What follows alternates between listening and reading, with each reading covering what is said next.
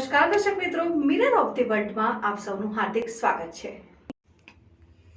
પસ્તીદાનથી વિદ્યાદાન અંતર્ગત પસ્તી એકત્રિત કરી તેના થકી આવકનો સદુપયોગ જરૂરિયાતમંદ બાળકોના શૈક્ષણિક સહાય માટે શ્રી છત્રપતિ શિવાજી સહકારી મંડળી લિમિટેડ તથા શિવાજી રાજ્ય વિચાર મંચ દ્વારા કરવામાં આવે છે। શ્રી છત્રપતિ શિવાજી સહકારી મંડળી લિમિટેડ તથા શ્રી છત્રપતિ શિવાજી રાજ્ય વિચાર મંચના અધ્યક્ષ ગૌરવ પડવે દ્વારા અનેકવિધ સેવા કાર્ય કરવામાં આવે છે। મૂંગા અને અબોલ પશુ પક્ષીઓ માટે કુંડા વિતરણ હોય છે। પછી પોતાના સભાસદો અને તેઓના પરિવારમાં અભ્યાસ કરતા બાળકોની ચિંતા, લગ્નની ચિંતા, દરેક માટે સેવાકીય પ્રવૃત્તિઓ કરવામાં આવે છે અને સાથે સાથે પર્યાવરણને ધ્યાનમાં રાખીને દર વર્ષે પર્યાવરણ જાગૃતિ માટે છોડના વિતરણ કરવામાં આવે છે અને સાથે સાથે ભારતનું ભવિષ્ય એવા અભ્યાસ કરતા બાળકો જેવા જરૂરિયાતમંદ બાળકો જેઓ અભ્યાસ કરવા ઈચ્છે છે પરંતુ મોંઘા શિક્ષણને કારણે તેઓ શિક્ષણથી વંચિત ન રહી જાય તેની પણ તેમને ચિંતા કરતા હોય છે।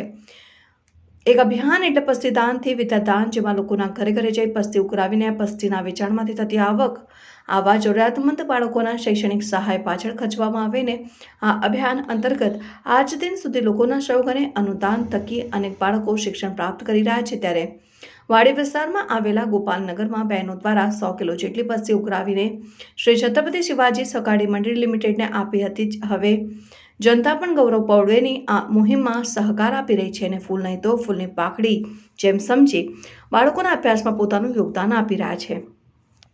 પસ્તીદાનથી વિદ્યાદાનનો જે આ કાર્યક્રમ અમે વાડી વિસ્તારની ગોપાલનગર સોસાયટીમાં કરેલ છે।